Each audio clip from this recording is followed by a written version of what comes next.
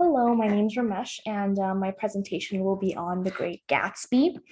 I decided to do this mainly for this one quote that really influenced me as a child. Tomorrow we will run faster, stretch out our arms further, and then one fine morning, so we beat on, boats against the current, borne back ceaselessly into the past.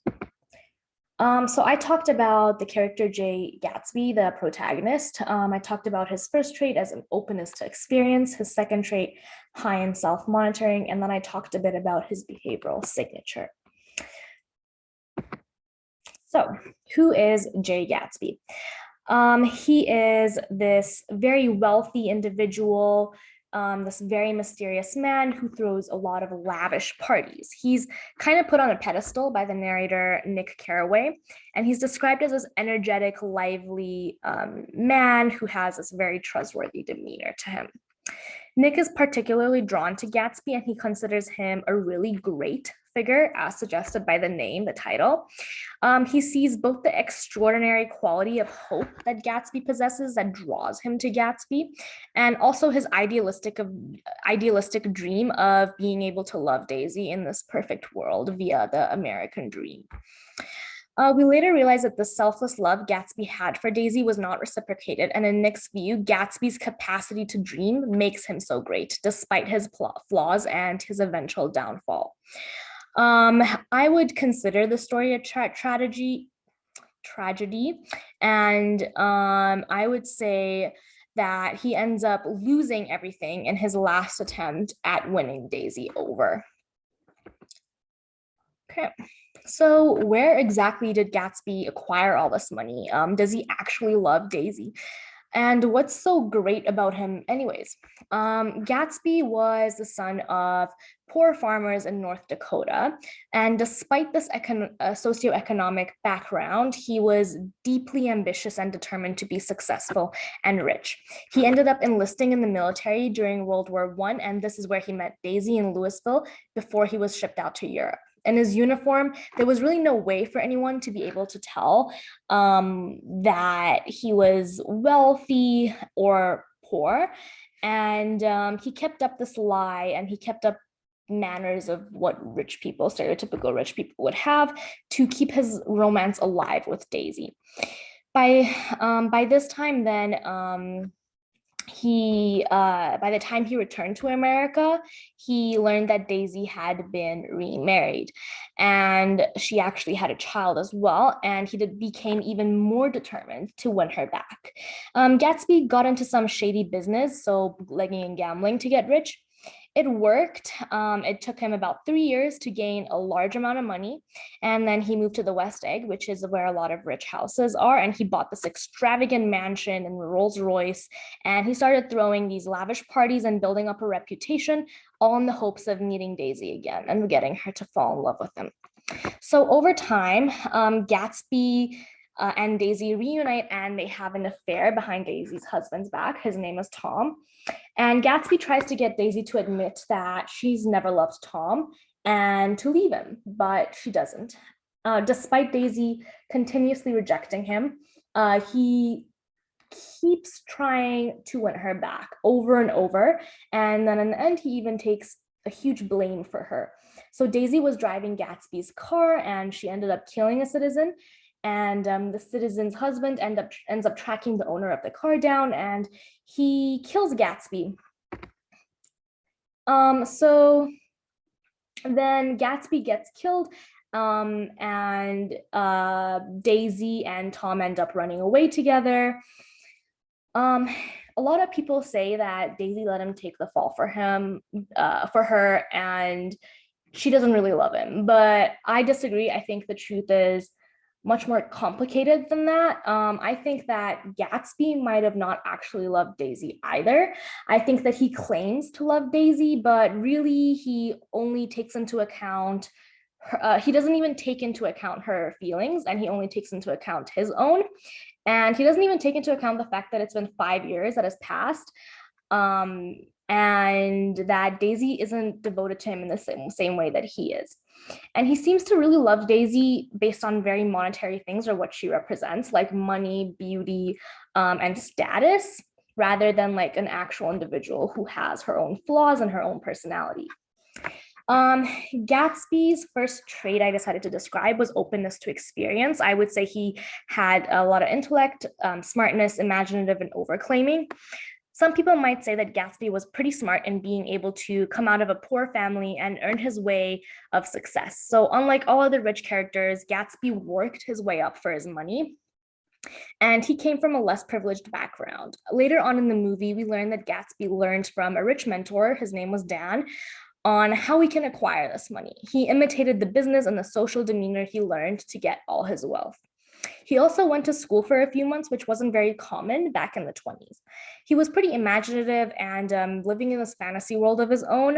He was so obsessed with reclaiming the past he used to have with Daisy that he's almost seen as delusional. He doesn't really stop to consider that maybe Daisy has moved on, or maybe she's not going to pick him. She's married and she has a child. Like rationally, it doesn't make sense. But this thought doesn't even cross his mind. He's so full of optimism and hope that it's this characteristic in itself that leads him to his tragic death. I would say he overclaims quite a lot too. He's very confident and sometimes he's overconfident. And although openness to experience can usually be a positive trait, individuals can also lack honesty and be disingenuous and quite self-centered. So Gatsby displays this trait when he's in the car with Nick and is bragging about how he's acquired all this wealth. He continues lying about all these noble things he's done, like how his family left him a considerable amount, which he used to donate or he used to travel the world. And he bought jewels and he did hunting and painting and enjoying these luxurious activities. I described this characteristic with the motive perspective. So Henry Murray examined personality relative to the different motivations, the processes that underlie all these motivations, and also the outcomes of these motivations. So Gatsby had the need for achievement, a need for financial success. He had a very high persistence on achieving this financial goal. He worked for over 5 years to get this money and wealth, and this need for high achievement contributed to his openness for experience. He was more likely to succeed academically and intellectually, making him a more creative and clever person towards earning money. And after he does achieve all these goals, that's where the overclaiming and overconfidence comes in. He's achieved financial success, so why wouldn't Daisy possibly be with him in his mind? The second characteristic I decided to talk about was high in self-monitoring. People who are high in self-monitoring are like social chameleons. They change who they are and they present themselves based on different situations and different environments. They want to fit into society so badly. This trait is characterized by people who are more talkative and they tend to be very fluent and have a really good social presence. And Nick describes Gatsby exactly that way. People who are high in self-monitoring want to be described positively by others. I mean, Nick pretty much has Gatsby on a pedestal.